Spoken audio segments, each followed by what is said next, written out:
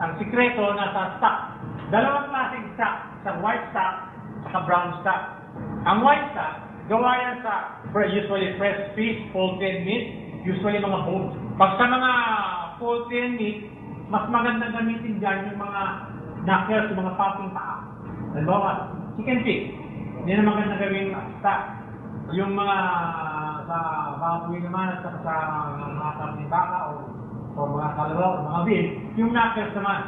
Kasi yung parting lower extremities ng mga animals na yan, marami siyang gelatinous substance na natural gelatin na habang tumatagal, lumalabas yung natural gelatin, lumalapot, kaya niya magpalapot ng sabaw nang hindi mo gagamitan ng pampalapot. Meron na siyang natural gelatin. Kaya mas maganda gamitin yung mga lower extremities sa mga meat, poultry, at saka sa mga fish naman yung mga ulo. Pag sinabing white, puti lang siya. Pag sinabing brown, merong browning. Yung buto, bina-brown. Yung gulay, binigisa. Para may tamang brown. Pagka meron ka ng stock, para makagawa ka ng sauce o ng soup, kailangan may pampalapot ka. Ito ang pagkamiyong ginagamit pampalapot. Harina, cornstarch, grain or cereal, or itlog. Handa niya, flour, cornstarch, grain or cereal, and eggs. Ang harina, may iba't ibang paraan paggamit ng harina. Pwede kang gumawa ng roux. Ang spelling niya R-O-U-X. Melt mo yung butter, lalagyan mo ng harina, tapos iluluto mo. Now, pwede na naman tinatawag na Bermanier. Pwede malambot na butter, lalagyan mo ng harina, mamasahin mo, at saka gagamitin mo pang palapot. Pero pag gumamit ka ng Bermanier, magdadagdag ka ng cooking time kasi bilaw yung harina mo eh. Hindi mo niluto. To do away with the floury taste, kailangan ipoprolong mo ng konti ang cooking time para maluto yung harina, mawala yung lasa ng harina.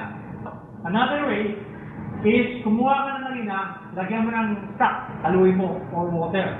Stir mo siya very well ng stirrer, at saka mo ibuhos sa kulong stock. And then kumuha ka ng butter, saka mo ihulog. Pero kailangan i-prolong mo rin ang cooking time para mawala yung lasa ng harina. Usually sa school, ang turo roux, yun lang.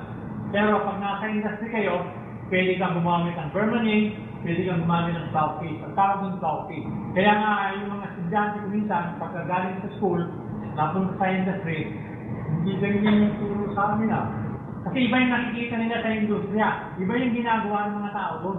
Ang turo sa school, 1:1 ang flour, ang butter and flour. Pero pag pumunta ka sa industriya, 1:2. 1 ang flour, 2 ang butter. Alam mo katwira ng mga cooks? Kasi mas madaling dilute ng stock, maraming butter, mas malambot, hindi nagbubugal-bugal, hindi nagbubuo. Yun ang katwiran sa industry. Bakit? Hindi yung proportion sa school. Kasi mas madaling dilute ng liquid. Mas wala yung buo-buo.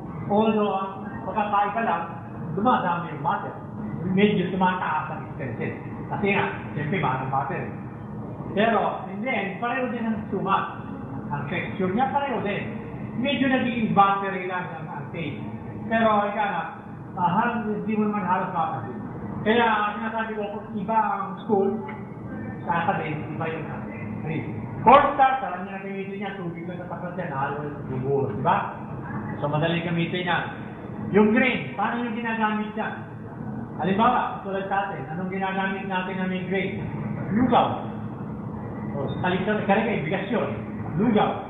Di ba? Pagkagawa ka ng lugaw, wala namang palapot. Pero yung grain, kare-kare, nasip palabok, bigas din yun. Magamit ka ng grain. Munggo. Pagkagawa kayo ng munggo, ginamit nyo yung grain din yun. Yung barley, yung oatmeal. Yan mga magamit na kayo ng mga grain para lumapot. Meron mga recipes na ginagamitan niya. Eggs, ginagamit din niya. Pagka sa inyong career, dumating ang pagkakataon na may encounter kayo ng paluto, gusto ko malapot pero ayaw ko na may harina, ayaw ko na yung cornstarch, allergy ako. Paano mo kalalabutin yun? Kung bawal sa kanyang harina, bawal sa kanyang cornstarch. Anong papalaputin? Gamitan mo ng itlog. Ang equivalent naman ng itlog is every cup of liquid, ang equivalent na egg niya, 1 egg yolk, large na, and 1 tablespoon ng milk. Pagkaluin mo lang yon, tapos pag kumukulo na yung stock, stirring mo siya, pero diretso patay. Then kapag kumulo yun, makakarden, maluluto yung egg. Ito naman ang technique doon para mapalapit mo siya. Doon ginagamit yung egg. Baka ma-encounter ninyo yun. I want to take, but I don't want flour and I don't want cornstarch. Nasa salubong ninyo yan. Katulad pagka gumagawa ko ng kare-kare, hindi na ako nagpapagilin sa labas. Sinasangag ko yung bigas, sinasain ko, makatapos sa biniblender. Ano lang? Bakit ka pa magpapakahirap magpagilin ka sa labas? Pagkaroon nila yung mga gilingan sa labas, palengke, ang dumi-dumi ng mga yun, hindi nakakatikim halos ng linis yun. Di, sangang mo na yung bigas, saing mo, makatapos, gumawa ka ng sabaw sa gagawin mong kare-kare, lagay mo siya, blend mo siya, ano na, lagyan mo ng sweaty oil, lagyan mo ng peanut butter, tapos na, may kare-kare ka na. Pag marunong ka na ba yung basic, ang mahirap, pwede nyo padaliin. Ang magaling, pwede nyo pahirapin. Kasi pag nagtuturo na ako, pag makulit yung mga kusinero, pinapahirap ko. Pero kung mababait, pinapadali ko naman. Para mas madali yung mga kutunan. Kasi pag marunong ka, ayaw mong pahirapin, ayaw mong padaliin. Okay, so, ang basic soup. 5 ang basic soup sa culinary art. Isang clear, ibig sabihin walang pampalapot. Sa ating sa Pilipinas, kultura natin, marami tayong clear soup. Meron tayong nilaga, meron tayong sinigang, meron tayong tinola, meron tayong bulalo. Kung yan yung mga clear soup natin, walang pampalapot. Pagkarniwan, sabaw, yung karne o manok o isda, pagulay. Yun lang yun. Minsan lang, katulad ng sinigang, pinatake. Tinola, nilagyan ng luya. Para medyo merong right ng konti. Pero clear pa rin siya. Pag flour base naman, pinalaputan ng harina. Cornstarch base naman, pinalaputan ng cornstarch. Pag puree, blender. Wala siyang magpalapot, pero yung mismo ingredient niya, yun ang magpapalapot sa kanya. I-blend mo siya. Yung cereal, ganun pa rin. Usually, nilalagyan ng bigas, nilalagyan ng grain, para pag naluto, lumalapot. Tulad ng munggo, tulad ng lentil, lentil. Yun din, lumalapot din siya because grain din siya. And then the rest, usually mga variation na lang yan. So halimbawa, meron ang gagawa tayo ng chicken and corn soup. Ang kailangan mo, chicken stock, chicken meat, corn. Anong gagawin mo? Pakukuloyin mo yung stock, ilalagdag mo yung chicken meat at saka corn, tapos pakukuloyin, tapos na. So, meron ka ng clear chicken and corn soup. Sa Pilipinas sa atin, medyo may komplikado. May yung tinola natin, may konting isa. Sinigang natin, may pampaangkin, di ba? May konting kamatis. Yun lang pagkakaiba. Pero basically, wala siya magpalapot. Hindi na ako lumayo. Yung pa rin, chicken and corn. Pero palalaputan natin ng harina.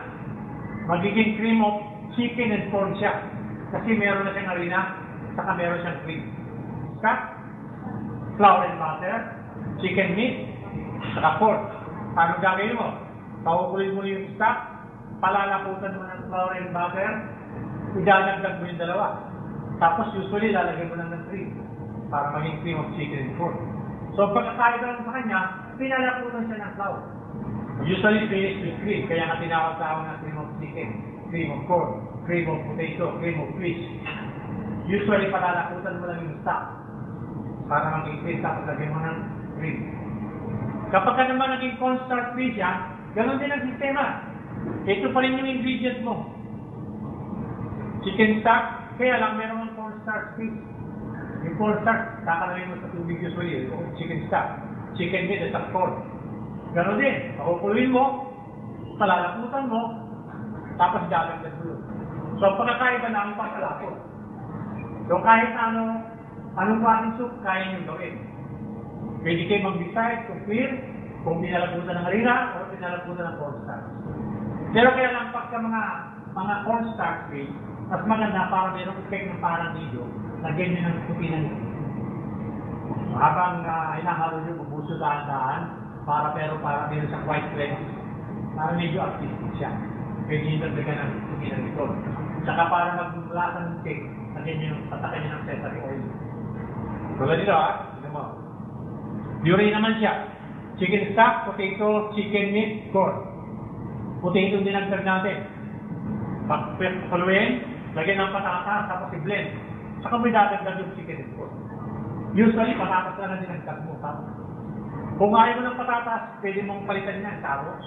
Basta in-root crops. Pwede rin wala ng chicken. Pwede potato and base mo potato, tapos kahit na anong gulay. Potato ka, tapos nakita mo maraming scrap ng lettuce. Sa cold kitchen, sa salad. Maraming mga retaso ng lettuce. Diba, tinatanggap mo yung packet. Pwede mong isama yun, pakuloy mo yung patatas, pagluto na, lagay mo yung lettuce, blend mo siya. Ano na siya? Potato and lettuce. Lagay mo ng cream. Pero, sabi nga, kung ano yung mga pangit-pangit na gulay, ihahalo mo na. Hindi na makikita ang kapangitan nun pag na-blend ka na siya eh. Diba? Lalo sinara mo, hindi na makikita ang kapangitan nun. Kaya nga sa mga hotel, merong soup of the day. Ano bakit? Kaya nga nung pagka-chef ka na, usually meron sa mga restaurant, merong soup of the day. Yung chef, titingnan niya kung ano yung mga pangit na gulay, yun ang soup of the day. Determuhan lang ng patatas na medyo pangit na yun. Yung mga magaganda, yun ang pang french fries, yun ang pang mga potato sa mga magaganda, yung mga pangit na patatas, yun ang ginagawang sopa. Ito na nga, grain base, chicken and corn pa rin. Lagyan lang natin ng kanin, ng bigas. Pakuloyin mo yung chicken stock, lagyan mo ng rice. Pag lumapot na, idagdag mo to. Meron ka ng chicken and corn and rice. Lugaw, alam mo na yung salita. Pareho ng ginataan, nahaluan ng gata. Ganyan yung halos. Kaya lang pinatamis lang yun. Hindi naman dessert. Pero usually, cereal based lang din. Kaya lang, ang pagod, nilagyan ng asukal, pinatamis. Yung mga iba dyan, variation na lang. Basta ang base, ang importante, alam niyo yung base. Magdagdag kayo ng ibang ingredient, nag-iba-iba pangalan. Sa isang basic na soup na gagawin nyo, makakagawa kayo ng halos manapakaraming variation. Magdadagdag na lang kayo. Dagdag, bawas na lang yan. Balik-balik na lang. Ang basic sauce naman natin, 7.